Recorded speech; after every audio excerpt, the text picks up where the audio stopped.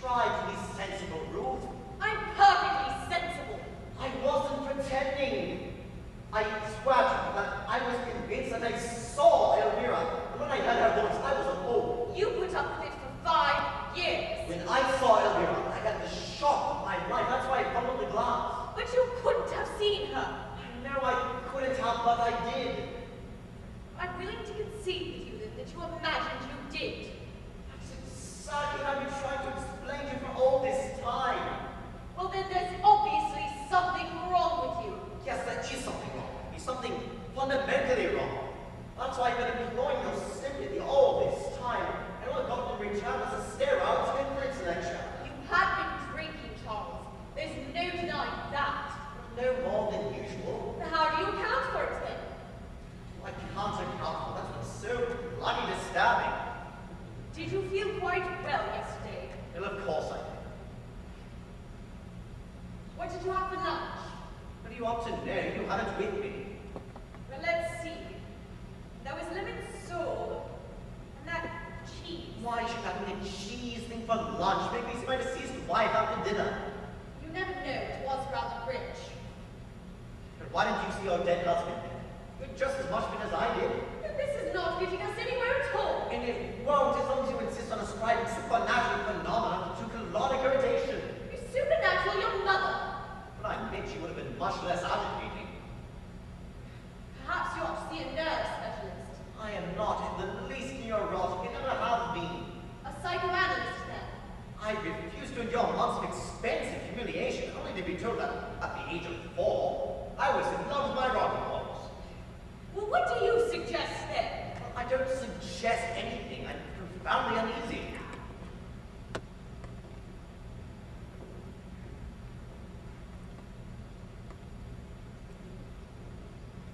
Perhaps there's something pressing on your brain. But if there was something pressing on my brain, I should have dreadful headaches, shouldn't I? Not necessarily. An uncle of mine had a lump the size of a cricket ball pressing on his brain for years, and he never felt a thing. Well, I know I should know about anything like that. He didn't. Well, what happened to him then? He had it taken out, and he's been bright as a button ever since. Did he have delusions? Did he think he saw things that weren't there? No, I don't think so. What the devil are you talking about him for? It's a sheer waste of valuable time. I was just using him as an example. Really, you must try to think of something a little more practical. How do you feel now? Physically, do you mean? Altogether. Well, apart from feeling uneasy and a bit worried, I feel quite normal. Good. You're not seeing or hearing anything in the least unusual. Not a thing. You've absolutely ruined that border by the sunlight. It looks like a big salad. Oh dear. What now? She's here again. What do you mean? Who's here again? Elvira! Pull yourself together, Charles, and don't be absurd! Those moustache. They're so velvet. I like this station. You like what? We're all right to corporations, and in a mass like that, they look beastly. Help me, Ruth, please. You've got to help me. What do you mean about moustaches? Never mind now. I tell you, she's here again. You've been having a nice scene, haven't you?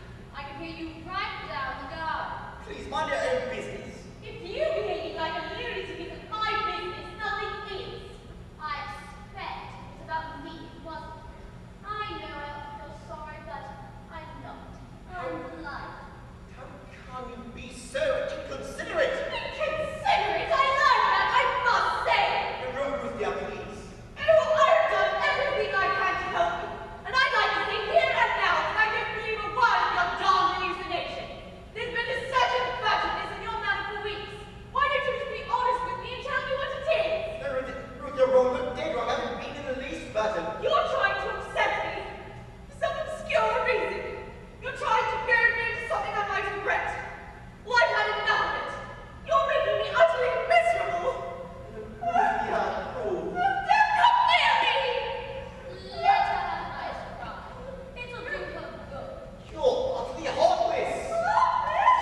No, I wasn't talking to you. I was talking to Elvira. Go on talking to it then! Talk to her until you're blue in the face, but don't talk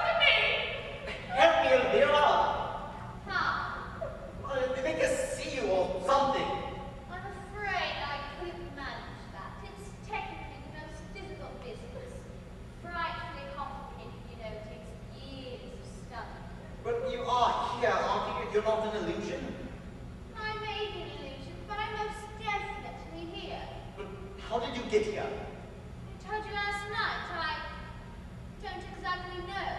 But in the future, you must promise me that you don't come and talk to me until I'm alone. How unkind you are! It means you're so unwanted. I've never been treated so rudely.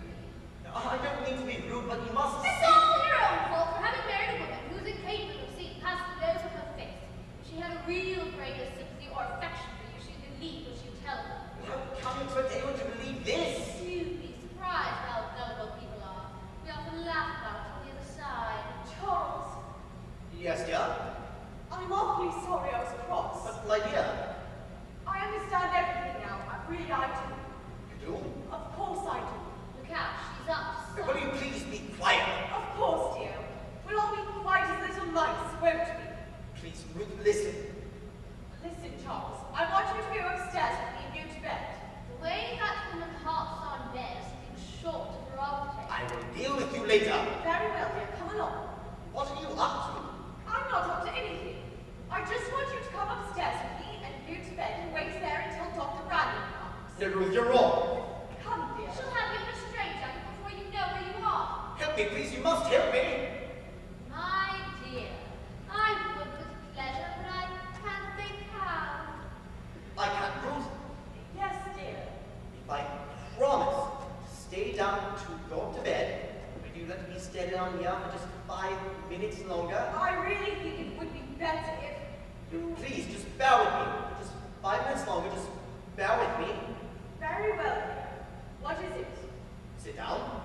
All right. There. Now, listen Have a carefully. cigarette, it'll soothe your I nerves. don't want a cigarette. Then you shan't have them, darling.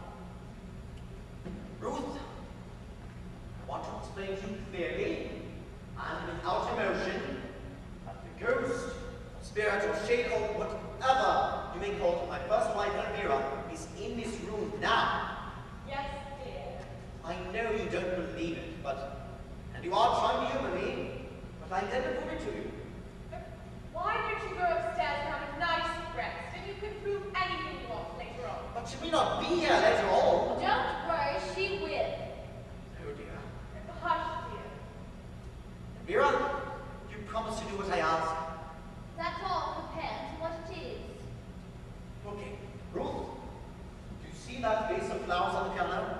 Yes, dear, I did it myself this morning. Very untidily, if I may say so. May not. Very well, dear, and I never will again. I promise. Elvira will now carry that vase of flowers from the piano, the table, back again. You will, won't you, Elvira? Just to please me. I don't really see why I should. You've been quite insufferable to me ever since I materialized. Please! All right. I will just this once. Not that I approve of these masculine, bulk-carrying. Now, watch, Ruth. Watch carefully. Go on, Elvira. Take it to the table and back again.